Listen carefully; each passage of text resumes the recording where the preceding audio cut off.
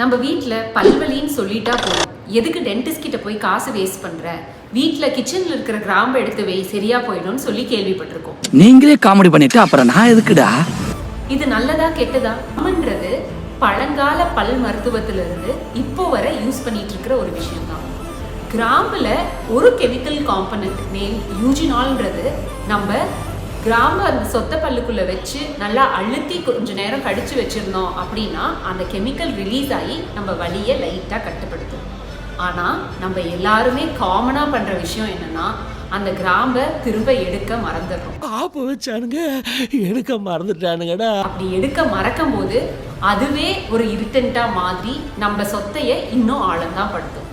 அதனால கிராம்பு யூஸ் பண்றதுக்கு முன்னாடி கொஞ்சம் கேர்ஃபுல்லாக யூஸ் பண்ணுங்க. அதே மாதிரி இந்த கிராம்புங்கிறது ஒரு டெம்பரவரி ரிலீஃப் தானோ தவிர இது பெர்மனன்ட் ரிலீஃப் கிடையாது. இந்த மாதிரி இன்ட்ரெஸ்டிங் டென்டல் ரிலேட்டட் வீடியோஸ் தெரிஞ்சுக்க ஷென்ஸ் டென்டல் கிளினிக்கை ஃபாலோ பண்ணிக்கோங்க.